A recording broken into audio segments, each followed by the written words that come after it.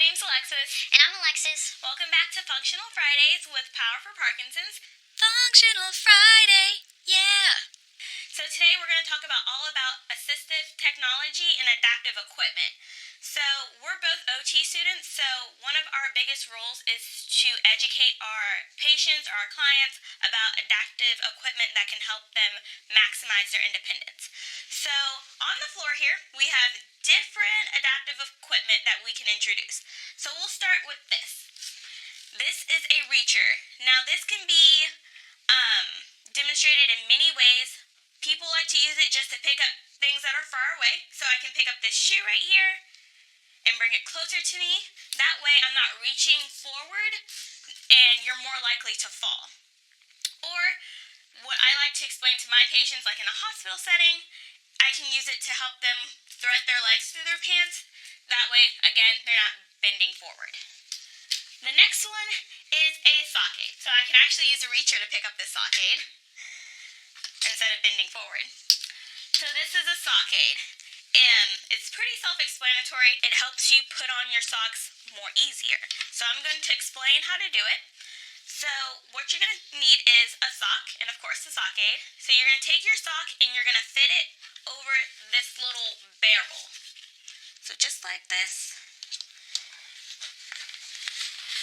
And you're going to want to shimmy it all the way up. It's also important to note you want to make sure it's going in the right direction as you would want to put on your sock. So if you put it on a little crooked, when you go to pull up the sock aid, your sock is going to be a little crooked.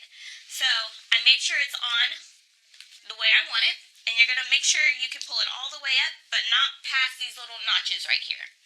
These are what's going to help you pull up the sock aid. Alright, so once you have your sock on, you're going to take this barrel and you're going to lower it to the ground. I like to tell my patients to make sure it's flat on the ground so it's easier to slide your foot in. So you're going to slide your foot into the little barrel. Make sure it's all the way in. You can either bring your foot a little closer to you if you would like, and you're going to use it and you're going to pull up and it's going to be on.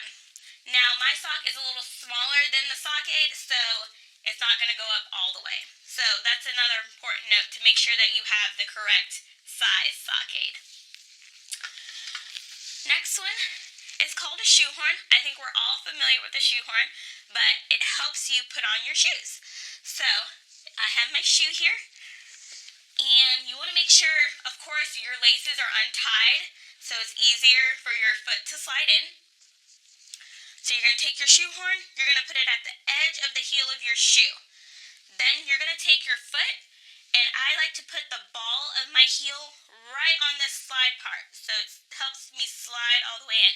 It would also help if I put on my shoe on the right foot, right? Okay. And I like to slide it in just like that. Now my foot's in, you can take out your shoehorn and tie your shoe. The next one is called a dressing stick.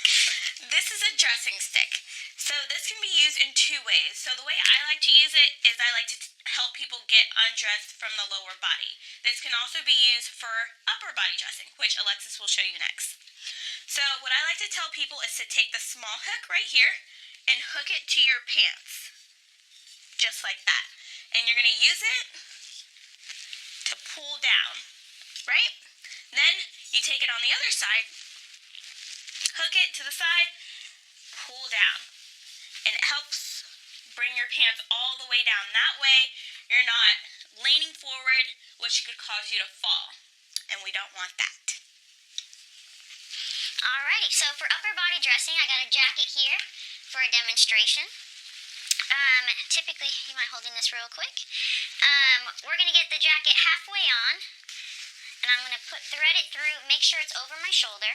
Now, instead, if I didn't have the range of motion to reach back there, I would be having a really hard time, I can use a dressing stick and kind of use it back there to kind of hook onto the sleeve or the jacket itself and bring it over my shoulder. So now that it's here in front of me, I don't have to reach behind me, I can just pull and thread my arm through. Alrighty, Then it makes getting that jacket on, you don't have to struggle reaching behind you, and it makes it real easy. One last adaptive equipment I want to highlight is the no-tie shoelaces. So I know Alexis talked about the shoehorn and getting our shoelaces on, but if you don't have the fine motor control to tie your shoelaces, now I hate tying my shoes, so these are really great for me. I have one example on one of my shoes right here. These ones have little bumps that don't loosen up the shoes. So they're stretchy enough where it'll give you space to put your foot in, but they're tight enough where they won't completely unravel. So with these, you can cut them to make them shorter, or you can just tuck them in, and then you can just have your shoe on, and it makes it a lot easier. You can totally skip the step of tying your shoes. Another good brand is these lock laces, where they have a piece of plastic a button that you can kind of loosen your shoes or tighten them as needed, and you just tuck them into your front laces. So it makes it incredibly easy. You don't have to spend the time tying your shoes, and you got something that's a little bit cuter than maybe some strap laces that if you don't like that style. Alright, so thank you for listening to us. Tune in for part 2 as we talk about some great apps and more assistive equipment you can use. Bye.